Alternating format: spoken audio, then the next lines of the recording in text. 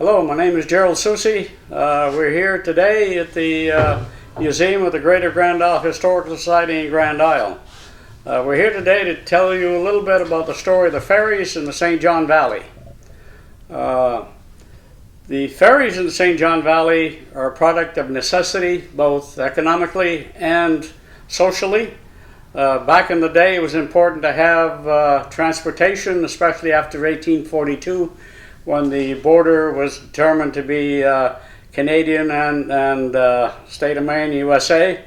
Before that, they still had to transport betwixt across the river, St. John River, and they used canoes or any means that that was easier for them to use. But as time went on, economics kind of necessitated a larger vehicle to transport commercially from one side to the other, especially after the introduction in the 1880s of the railroads through Canada. The railroad provided that means of transport to sell their products, potatoes or hay or grains or whatever it is. And so that was the beginning of the commercial use of ferries. On June 3 of 1889, the first Canadian Pacific train arrived in St. John, joining St. John, New Brunswick, and Montreal, making the completion of the Canadian Pacific Railway as a coast-to-coast railway. In 1970, I have a CD from the Maine Folklife Center,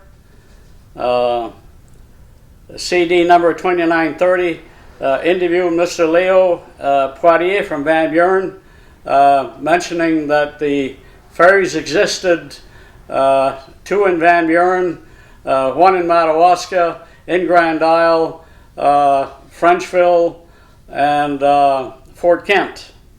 The ferries were used basically in the area until 1911 and 1912. In Van Buren, the construction of the bridge was begun in 1910 and opened, replacing the ferry in Van Buren in 1912. Madawaska construction began in 1920 and opened in 21.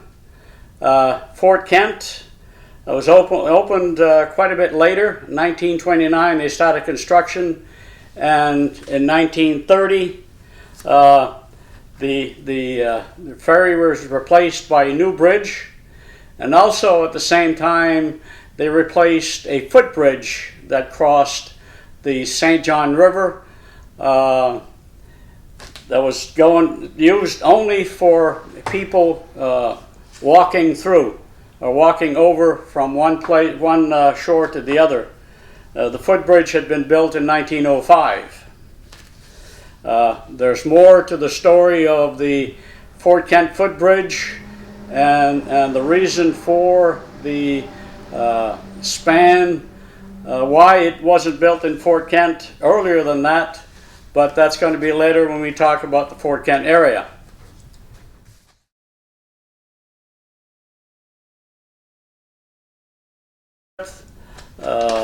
Ferries were used not only over international waters to cross the St. John River, but it was also used internally in St. Agathe, what we call today the Pelletier Island. It was determined at one point in time, way back when, that the land could be used to grow product and potatoes and grains and stuff. But the problem was that the could only be accessed during the summer months to grow anything. In the winter, of course, they could travel over the ice, but it was kind of hard to harvest potatoes in the wintertime. So way back when, the families of Sam Pelletier Frederinguet and Pelletier were some of the earlier pioneers who farmed the few acres on the island. They had to wait till the lake froze to reap the benefit of their crops. It was not until April 21st, 1943, that Silvio Roy, a local potato farmer, realized the full financial potential of the island. Silvio Roy was a seed potato grower looking for isolation for his crop, isolation for potential contaminants infestation from bugs or whatever. The first ferry on the island was built in April or May of 1943 and was capable of floating one truck. There were problems with that because of it took so long to get everything done. So later on, actually the ferry, there's no mention anywhere that I read. By the way, this comes out of the St. Agatha Historical Society annual newsletter of 2010. I saw no mention in there how the first ferry was propelled across the water. Possibly, I guesstimate it was being pushed along or tugged by a motorboat of some sort. But anyways, that's for somebody else to determine. The second ferry was built in the spring of 1945, and this one had a load capacity of 3 potato trucks. So economics being the driving force of this ferry construction, you can see going from 1 truck to 3 trucks is quite a bit better and more practical and more economically feasible. Occasionally, well, actually, the power mechanism was through a Chrysler Marine inboard engine that moved this ferry along.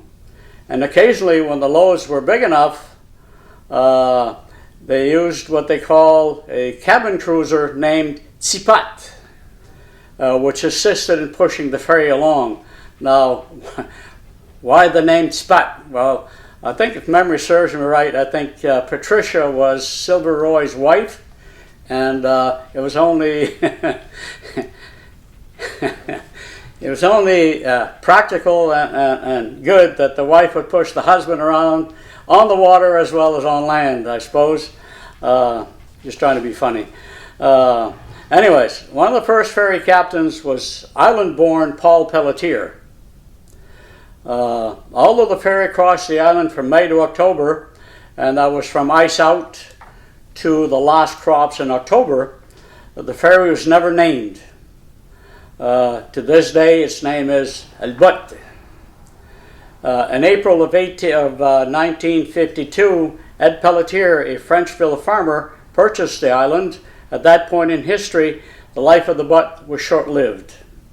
The ferry was soon replaced by a road and causeway, and the rest is history. We've got some photos to show you about the ferry and its companion Spat. The photo here shows the picture of the ferry, and it shows also the picture of Spat. This other photo here shows the picture of the causeway. I suppose whenever at the earliest construction point when it was built, and it shows a car coming across there on a causeway. Last photo I have of the St. Agatha Ferry is a photo that was printed in the St. John Valley Times on September 23rd, 2009. It's the picture of Gerald Dubois, at the time living from Grand Isle, originally living in St. Agatha, and his is a mock-up or a model that he built himself of the ferry that went across to St. David to the Pelletier Island. The caption reads, Gerald Dubois recently donated a replica of the ferry that was used to haul farm equipment from the mainland to the island, present-day Pelletier Island, on Long Lake in Sanegat. It was presented to the Sanegat Historical Society. The original ferry boat was built in 1943-44 and had a Chrysler Marine inboard engine, which we've already said. It was built of wood, but muskrats made holes in it, so they rebuilt the ferry the second time around clad with metal so that the muskrats couldn't chew on it. And it was owned and operated until April 7th, 1952. There were 60 acres of farmland and 240 acres of timber. The photo shows Gerald Dubois with the boat replica he built and donated to the Historical Society. And that terminates our presentation of Sanegat and the ferry that is known as the ferry to Pelletier Island.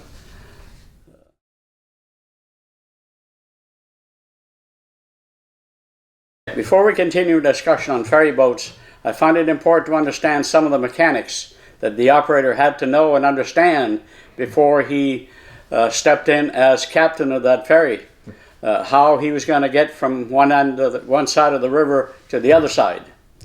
It was important for him to know the current, how fast the current was. It was different when you go for a short distance or a longer distance. St. John River on days has pretty heavy current. We'll be talking about ropes and pulleys. We'll be talking about la cordelle, and we'll be talking about river currents. All these items are critical to the operator knowing what he's doing and how to do this safely and to get it across. In the beginning, I'm sure there were makeshift rafts. We did this when we were kids. We tied ropes and tied logs together and get from one side of the pond to the other.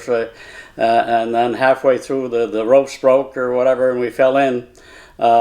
This wasn't supposed to happen when you're talking about transporting people, and so they had to be more careful than that. The French Canadians or the Acadians did not invent ferries. Of course, you know that. But they learnt from experience that the ferries were used all over the world. But they had to adapt to the conditions when they arrived here, and especially after the Webster-Ashburton Treaty, where they separated countries. Families were separated. One country, one giant river between families and whatnot. So they learned quickly how to do this transport. Not only people, using canoes, but when they started transporting heavier objects, they had to find a different way of doing business. And this is where ferries came into the picture in our area. I only wish that in all the readings that I've done, there are very few people who've put on paper when the ferry started in Allagash, for example, when the ferry started, the first ferry in Madawaska, the first ferry in Fort Kent. There were a lot of stories that we don't know about, and hopefully that this expose on ferries here will bring some of these stories out. This is the important part of the fact that there was a ferry does not mean much of anything unless you have the story that deals with and tells the story of that ferry. In any case, I'm sure that in the beginning there were successes and failures. But those are the interesting parts of the story of the ferry. I'm going to show you some diagrams here as to how the ferry, I think, the ferries operated. Not every ferry, I'm sure, use the same mechanics. Some were, because the channel was narrower, they could use poles. It was not as deep.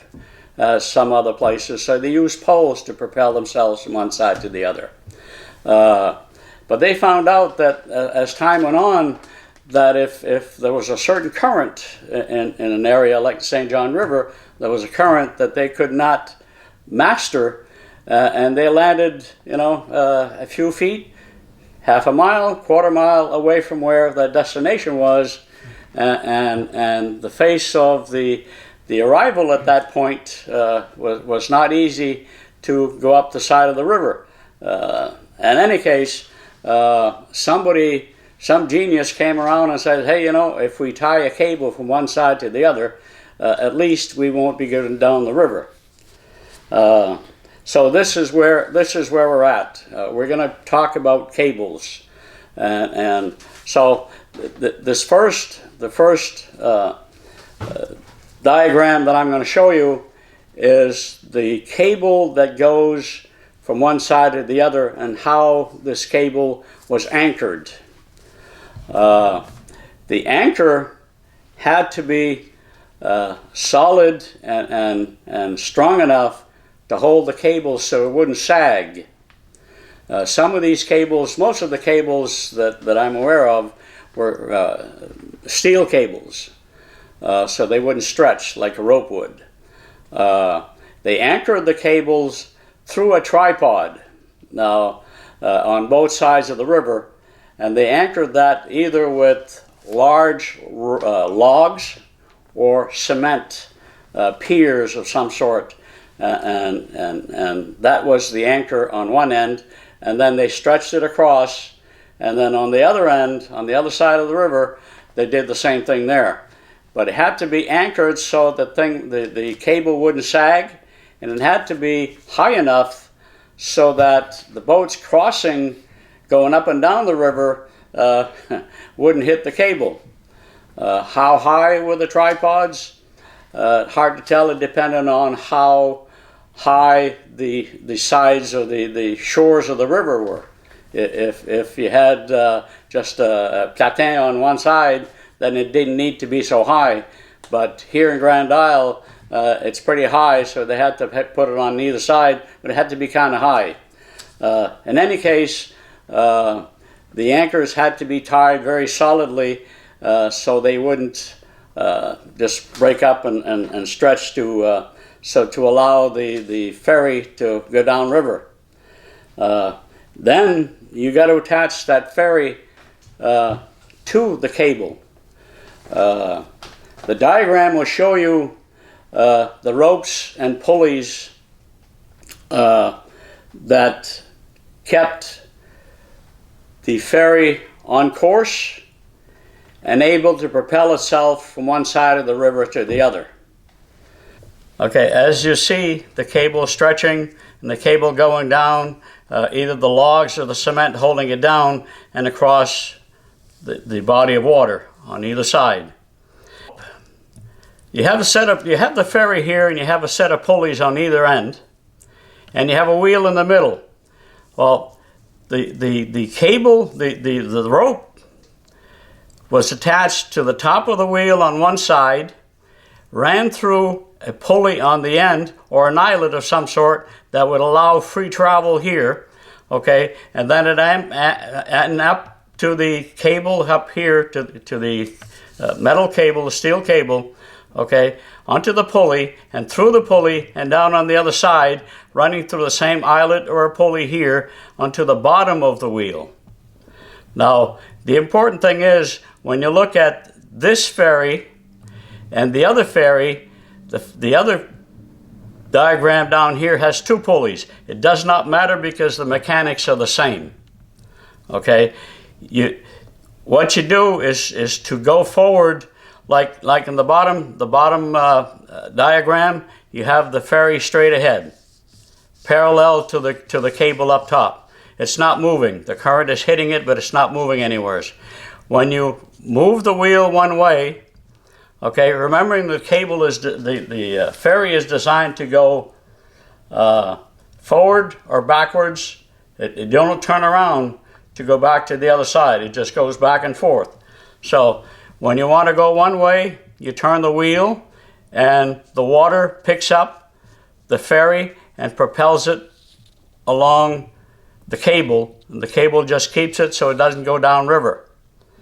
When you hit the shore on the other side and you want to go back to the other side of the river, then you anchor, you turn the wheel one more way and all the way around, and then the ferry will go and pick up the current and go back to the other side of the river. That's how that ferry propels itself from one side to the other. The current runs it. There's no machine, there's no motor, there's no nothing else. It just runs through the current. That's how it works. And in one of the CDs I was listening to, one of the guys being interviewed said, "Well, of course, the current runs it, of course, you know, just like we're all supposed to know that." And I guess that's the way I see that ferry moving from one side of the river to the other. So this is my explanation of how ferries operated. The ropes, and the cables, and the pulleys were all part of the mechanics of making this thing run.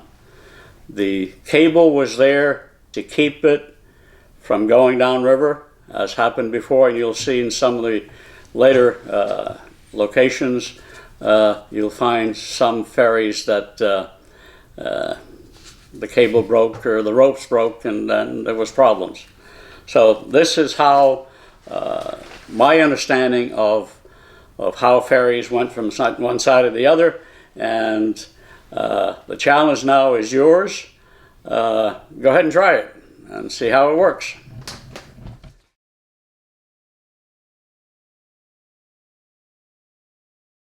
Okay, we begin our presentation on ferries, or we continue actually, in Allagash. The first two photos provided to me by Chad Pelletier of the Fort Kent Historical Society show the ferry, but more specifically, they show the cables and the ropes and pulleys that made the ferry operate safely and the way it was supposed to go. So the first two will show you that.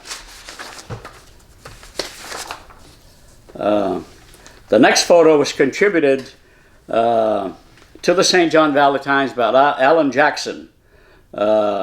It's from the newspaper edition of October 16, 2013. The photo is captioned, "Looking Back the Allagash Ferry." And it reads, "Vernon Pelletier's grandfather, Thomas Pelletier, ran the ferry for more than 30 years. According to Alan Jackson of Fort Kent, the crossing was in the area where the Allagash River and the St. John River meet, and the home in the background was the home of David Jackson and Elizabeth Gardner Jackson." The next picture is, I don't know where it came from. I have it. I think it might have come from the Paper Talks magazine. But it reads, "The ferry at Allagash used to cross the St. John River appears here in this 1937 photo. The vehicle on board was owned by Alonzo Flewelling of Crossville, who was in the area regularly to purchase lumber from a mill upriver.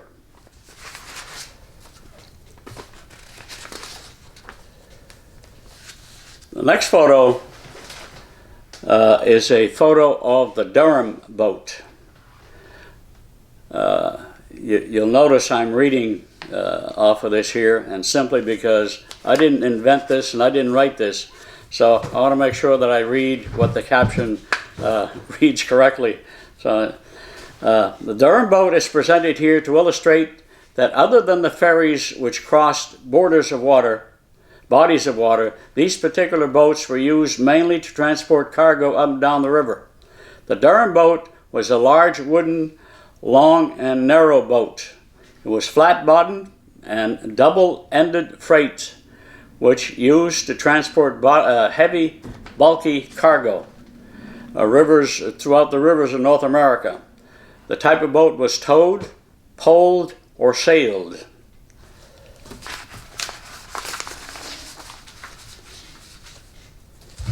The next photos come from a book called The Pulpwood People. It covers the year 1886 through 1986 in Allagash, Maine, and it was written by Shirley Connors Carlson. The first photo shows Mrs. Tom Pelkey, Sadie Gardner Pelkey, and Tom. The photo does not show a clear picture of the ferry, but it does say that Tom ran the ferry for some 37 years.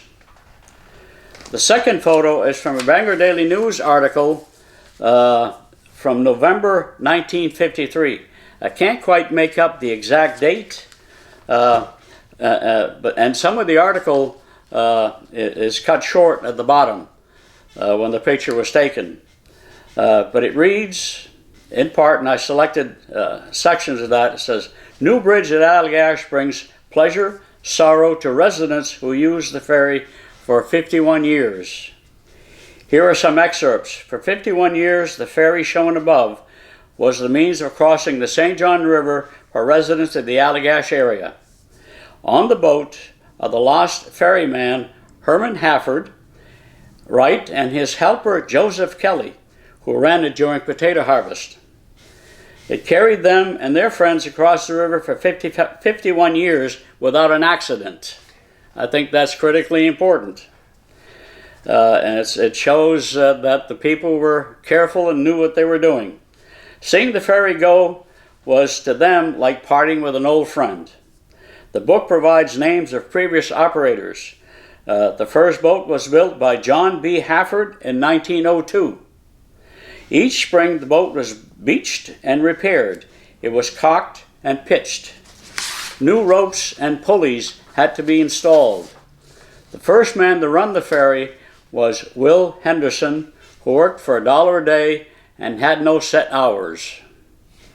The last ferryman was Herman Hafford of Allagash. During the busy potato harvest season, Uncle Joe Kelly, aged 81, substituted for Hafford. The last Allagash photo is that of a towboat. Somewhat similar to the Durham boat. The caption reads, "A towboat is being pulled up river by a team of horses. A rider guides the team up the river, pulling the towboat with barrels of flour, pork, beans, sugar, and other staples. When the boat returned downstream, then the horses rode on the boat with the man on the rudder steering through the narrows and rapids." And that's the story that I have on the Allagash ferries.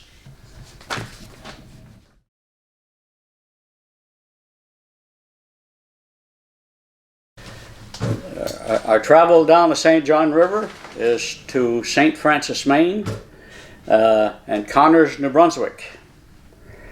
In the first photo, you will see Mr. Pincombe, a Canadian Customs officer. Before I continue, I want to interject that even though the use of ferries was prevalent during these times, the import and or export market was not a free-for-all. Each crossing on both sides, you had to report to customs/immigration. You had to report the product and also declare the person. You had to have ability to show the price that you paid for the product and also papers to declare who that person really was. It was no different then than it is today, just different times. If you had a tariff, you had to pay the tariff. You had to pay the duty on the product. Therefore, smuggling was not done on ferries. That was not a good vehicle at all. If there was no officer at the point of arrival, you had to go to the next port of entry to declare the product or the person. And experienced that personally going to Grand Falls in Hamlin.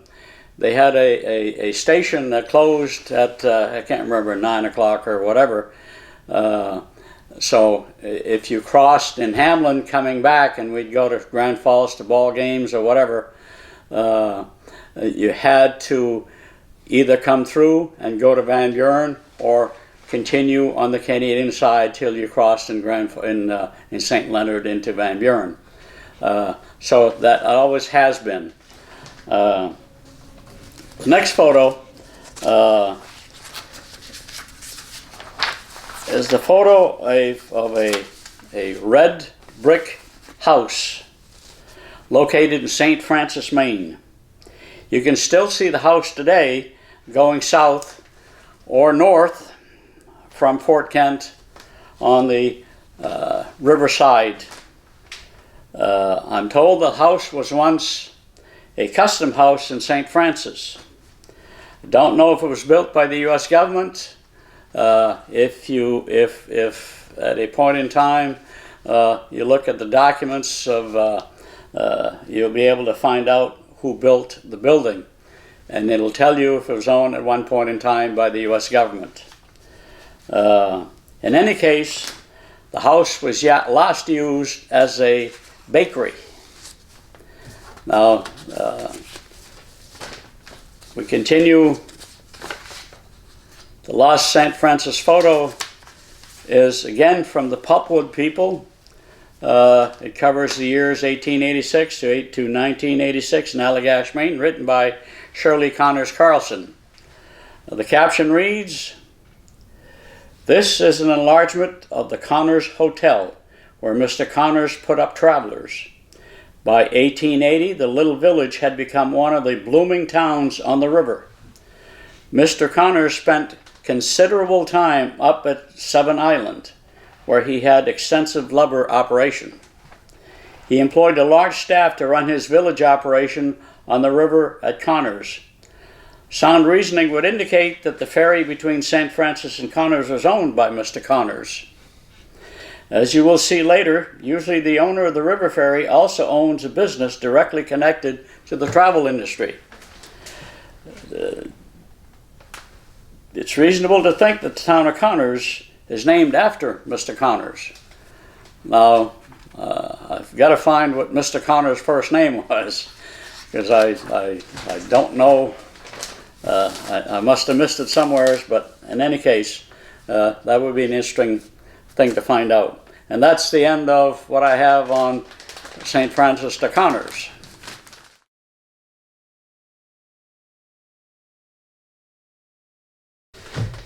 And now we arrive for stories of the Fort Kent ferries. I want to make sure we all understand that this presentation is a work in progress, and hopefully will remain so into the future. So if any information on any of the presentation today brings up documents, stories, pictures that are different from what you've seen, it's important that you contact me or contact your local historical society and make sure that they have information that you're presenting. There are tons of stories out there still that have not been told, and without those stories, the ferry story really doesn't have much life. So, and we continue now with the information that was presented to me by Lise Pelletier from the Acadian Archives. She mentioned to me that there were two ferries between Fort Kent and Clare, New Brunswick. One was a people ferry operated by Antoine Soucy from Clare, and another larger ferry used to transport larger cargo like animals, vehicles, and horse-drawn carriages and carts. I think the following photos provided by Chad Pelletier of the Fort Kent Historical Society may help substantiate what Lise stated. Photo number 1 is thought to be the only photo of the long ferry boat that connected Clare and Fort Kent. It was located where the present Fort Kent International Bridge currently spans the St. John River. It does not appear to be a very big ferry. Conceivably, this could be the people ferry. Notice the 4-story building on the top left. This was the hotel in Clare, conveniently located at the site where the ferry arrives.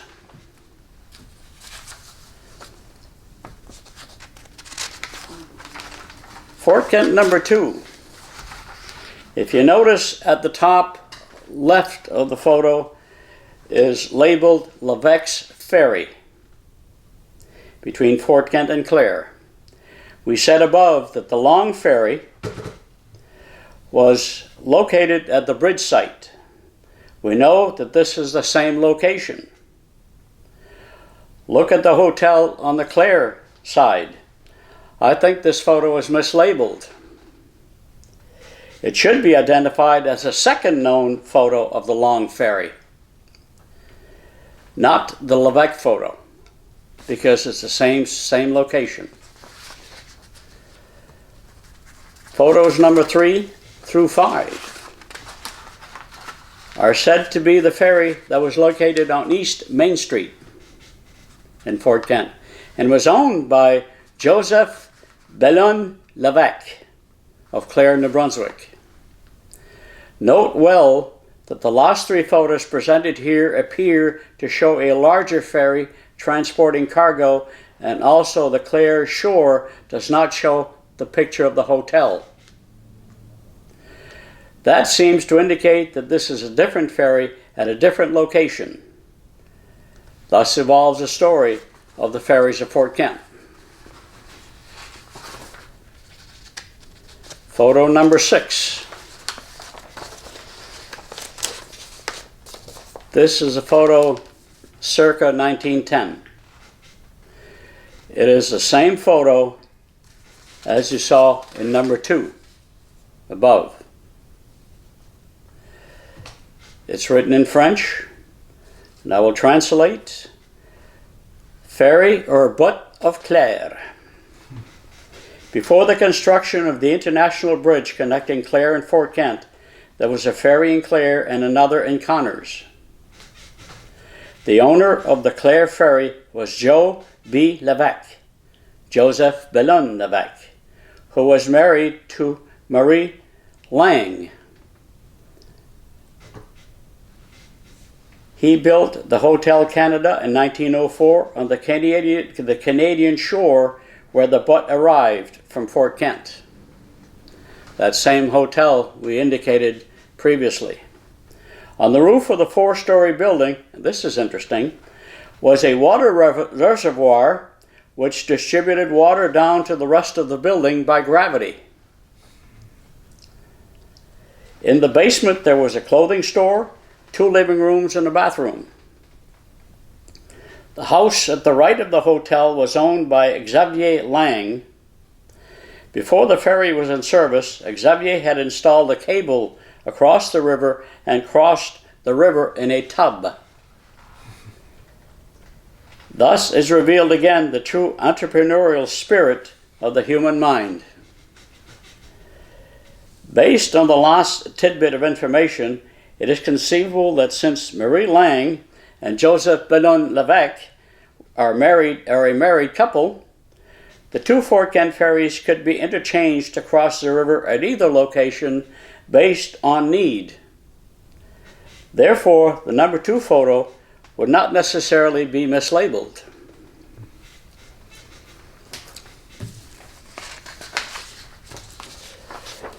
The next photo is again 1910, shows Joseph Lang's steel wired bridge. This suspension bridge that linked Clare and Fort Kent over the St. John River was a footbridge.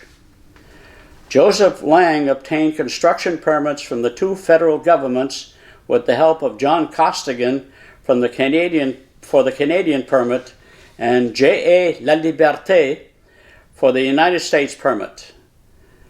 You'd almost think that those 2 names would be inverted, one being French for the U.S. and anyways, that's the way it is. The 10 to 12 meters long bridge was built by Joseph Long, husband of Alphonsine Berubet. The construction began during the winter of 1902-1903. The cables were then put into place, but the walkway was done the following summer. The bridge was used from 8 to 9 months each year as in the winter, people crossed on the ice. The total cost of the bridge was $20,000. There was a toll gate of 5 cents per person one way. The owner made a profit as he was bringing clients to Clare. The bridge witnessed a historic period of events. It is told during high winds it was not easy to cross, especially at night after having had a few drinks at the inn in Clare. Sometimes pedestrians had to cross on hands and knees. In 1918, the United States government insisted that the bridge be closed between 10 o'clock and in the evening and until 7 o'clock the next morning. Joseph's Bridge, was used from 1904 and was still in operation sometime after the International Bridge was built, about 6 meters downstream. The next photo is another picture of the footbridge.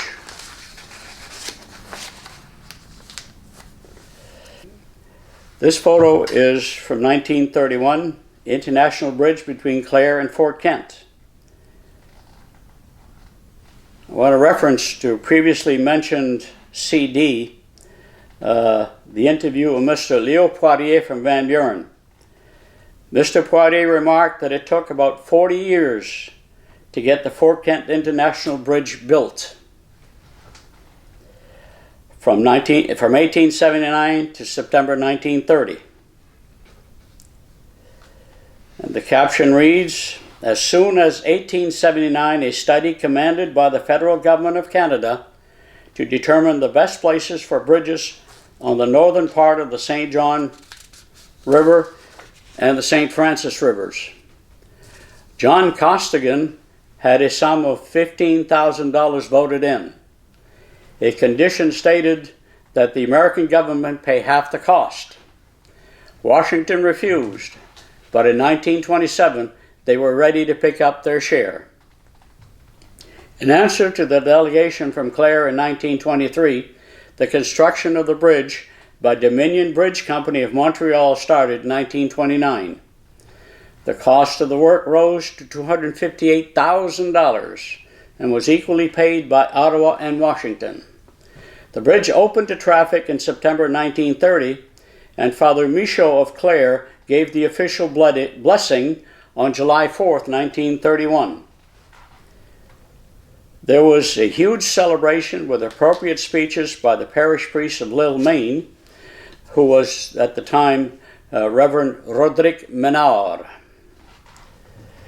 by Mr. Stetson representing Maine, and J.K. Michaud, Member of Parliament, and Pius Michaud of Edmundston. A variety of events were organized: horse races, baseball games, and boxing. From the beginning of the 20s until the end of 1930s, there was a busy horse racetrack in Clare. This photo comes from the American Postcard Company, Boston, Massachusetts.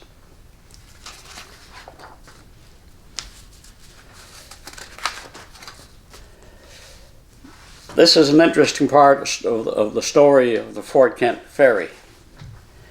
This is a story of Father Cléophas Demers, the first pastor of St. Louis Catholic Church in Fort Kent, nearly drowning in 1881. The story is in French, so translated goes this way. The story is told by an eyewitness of divine intervention on behalf of the pastor. On 8 November 1881 at 3 o'clock in the afternoon, Father Demers was summoned to the bedside of a dying person who lived on the other side of the St. John River, sur la côte anglaise, on the Canadian side. It appears that the dying man was not overly religious, so Father Demers, not in the best of health himself, put himself in God's hands, put on his fur coat, gets into his buggy, covers himself in fur, and heads for the ferry. It was snowing heavily, and the wind was blowing, and the river was mostly covered with ice. The crossing was dangerous, but duty calls, so he considered no alternative but to continue the voyage. He drove his buggy onto the ferry. The ferry captain convinced him that there was no danger, and that he would be so much more comfortable if he remained seated in the buggy. All was going as planned until they got in the middle of the river. Suddenly, a large piece of ice struck the side of the ferry. The heavy chunk of ice cut the rope, which was connected to the cable above. The end of the rope struck the horse on the head, causing the horse to bolt in panic and to jump into the river. Not only the horse, but the buggy and Father Demers also. The people on the shore gasped in fear of never again seeing their revered pastor. The horse and buggy were never recovered, but their beloved pastor miraculously floated to the surface. He shouted to the onlookers not to fear, that there's no danger. Go down below and get me a canoe. Father Demers was standing in waist-deep waters, but the onlookers knew that just below was a series of fast-flowing waters. And the story continues by saying, not to fear, because God was with his servant. Father Demers then and there made a promise to St. Martin. He had a relic of St. Martin on his body, that the first church he would build in the future would be dedicated to him. At this time, a canoe approached him, but he refused to climb in, fearing he might capsize the canoe. They dragged his freezing body to shore and took him to a nearby house. It does not say whether the house was in Canada or whether it was in Fort Kent. But after 3 days, convalescing, Father Demers was back and ready to continue his work as if nothing had happened. The story continues, as told to me by Chad Pelletier of the Fort Kent Historical Society, that he had asked Bishop Healy, not Chad, but Father Demers, had asked Bishop Healy to transfer him to a church community that did not have a mission church. In September of 1882, he was transferred to Somersworth, New Hampshire.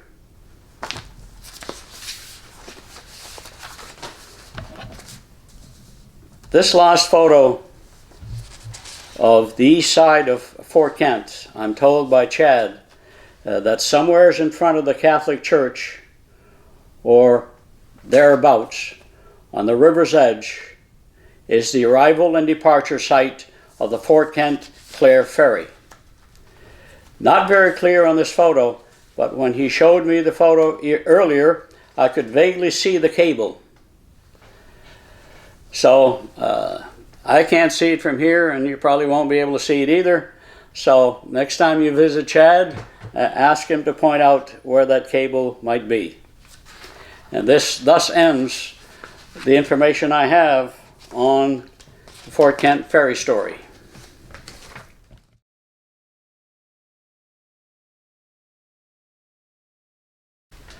And we go downriver a bit, we come to Frenchville, and we're going to talk about the ferry between Frenchville and Saint-Hilaire, New Brunswick. The photo I have comes from the Maine Memory Network. The picture was taken about 1910. And the ferry was operated by Fortunat Ouellet. Fortunat was the father of Lucien Ouellet, the principal of Patrick Thériault School in 1920. The ferry was used to carry passengers and livestock between Frenchville and Saint-Hilaire in the 20s. And the second operator was René Bauer. A cable was used to guide the ferry safely from one launching point to another. The second photo I have says that there were 2 launching sites for ferry crossing between the United States and Canada. The home of Damas Levesque, presumably the operator, was also a launching site in the 1920s. The ferry was used to carry people and livestock as well as trade items between the 2 countries. And that's all I have on the Frenchville Saint-Hilaire presentation.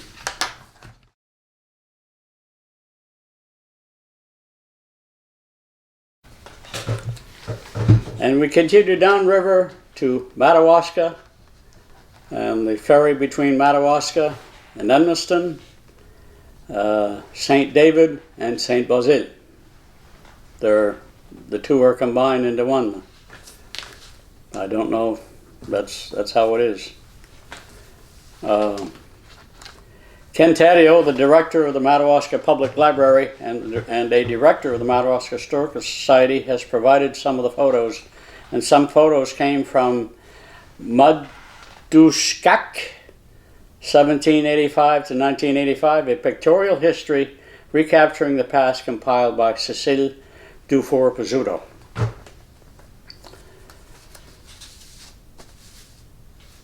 The first ferry is entitled On the Ferry, Madawaska, Maine, 1911, and it shows from left Thomas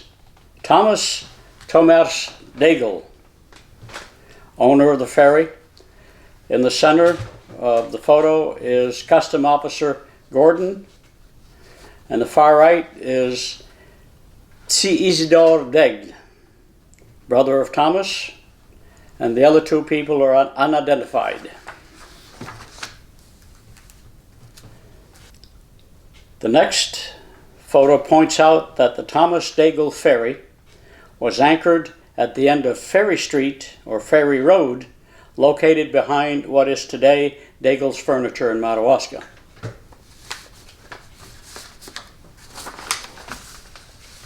The next photo shows Customs Officer John Manning on the left, standing near the ferry crossing between Edmundston and Madawaska in 1911. Sitting is his wife Annie Albert Manning in the center, and with Dr. Edmund Albert on the right. Behind them are the ferry docks in Madawaska. The 1919 photo of the ferry boat between Madawaska and Edmundston. Here you see Salomon Beaulieu and Eugène Bouchard and two other unidentified persons.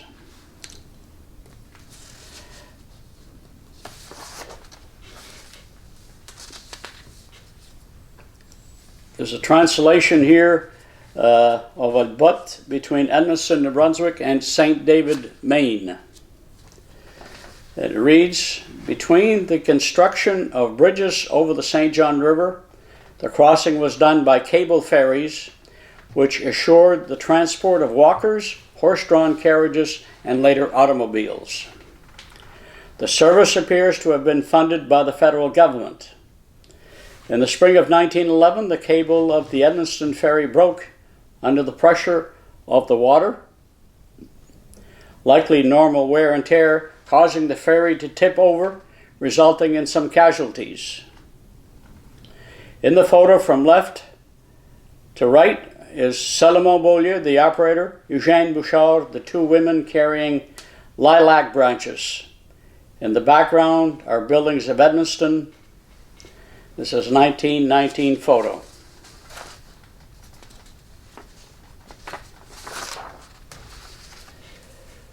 The next item talks about the ferry boat tragedy of 1911.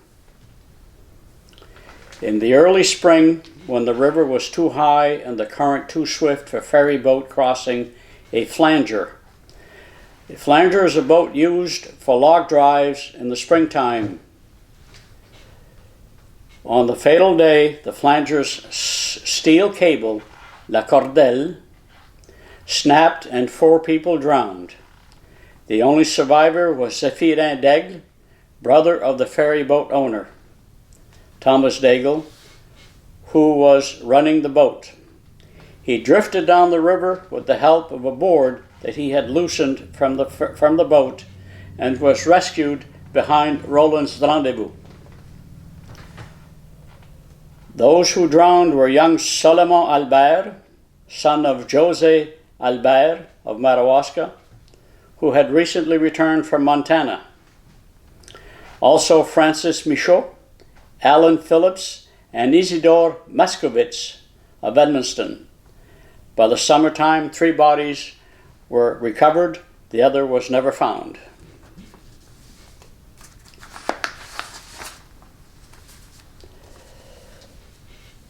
In the photos, number 3 photo and number 4 photo, there are two things that are significant. Firstly, number 3 is linking Madawaska and Edmundston. Number 4 is linking Edmundston and St. David. Maybe the boundary lines are unclear to the photographers or to the writers. The two photos are the same, looking at the building with 3 windows located directly above the cabin on the ferry. The second significant point is the mention that the service is underwritten by the federal government. This is the only place where the point is mentioned. Is it possible that if the ferry is owned by a Canadian, the operation is partially funded by the Canadian government? There again, this is a work in progress. And this next photo shows the ferry between Edmundston and Madawaska, or is it showing the ferry between Saint-Basile and St. David? This is the same picture. One is captioned Edmundston, New Brunswick to St. David, Maine, and the other is captioned Ferry between St. David and Saint-Basile. There again, another work in progress.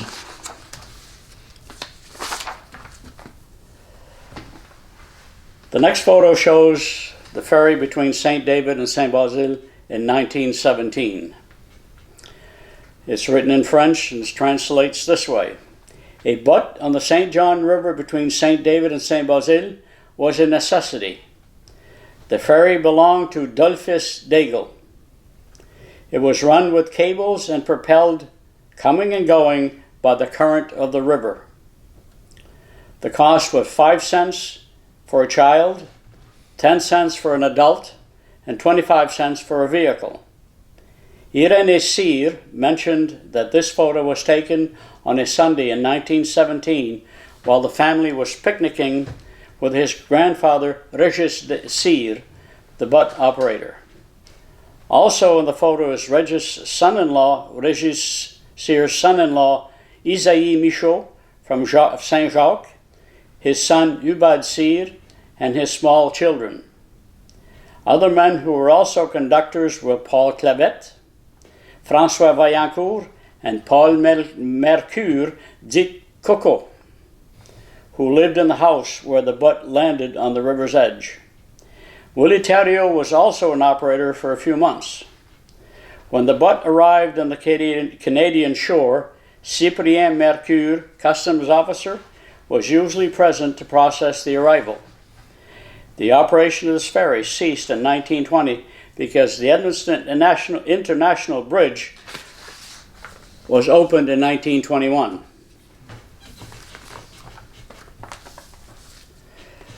The next shows a ferry between St. David and Saint-Basile.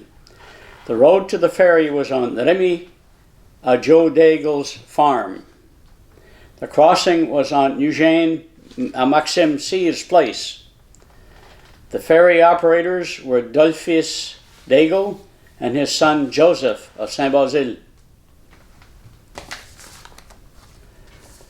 This last item deals with an incident involving Vital Dufour. Refers to a ferryboat accident noted in Au Pied du Mont Carmel by Cécile Dufour Pezzuto, 1992, page 58. It starts off Vital Dufour, 1816-1882. His life came to a tragic end in the morning of his son Ubal's wedding, September 22, 1882. He drowned in a ferryboat accident. And this terminates the story of the Madawaska, Edmundston, St. David, Saint-Basile ferry.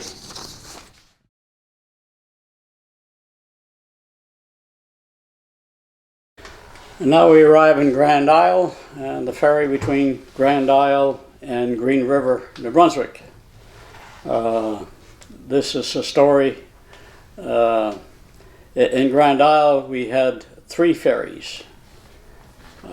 We had a ferry that was used by the community. We had a ferry that was used by the mill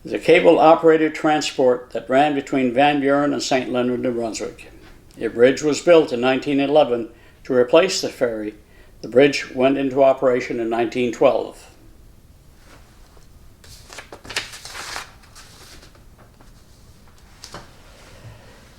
We have a ferry here between Van Buren and St. Leonard.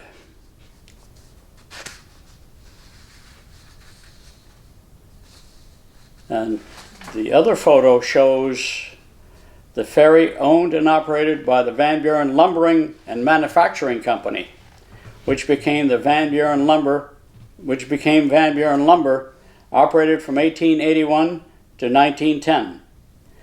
The ferry is crossing to St. Leonard, and note well here that the ferry appears to be crossing at an angle, but actually is positioned that way to take full advantage of the current of the river, which propels it forward.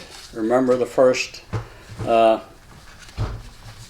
positioning of how the ferry propels itself and how it is angled across the river.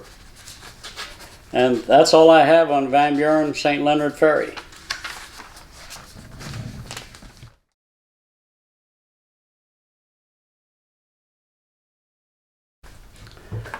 Now this concludes my presentation on the story of ferries along the St. John River. One can only speculate how ferries would operate today. I only wish someone were able to answer questions as to how ferries operated before and after the hydro dam was built in Grand Falls in 1931.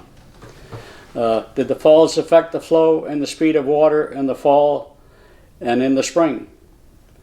How about the water level? Did it affect the power or the force of the current throughout the ferry season? What effect did the dam have on the erosion capability in the spring? Who knows, maybe someone will answer that question someday. Maybe a hydro engineer. In any case, I suspect there are many more different pictures and so many more different stories out there that can be added to this presentation. That's my hope. If you do have information or pictures, please contact your local historical society. Together, let us continue telling the story or this fairy tale.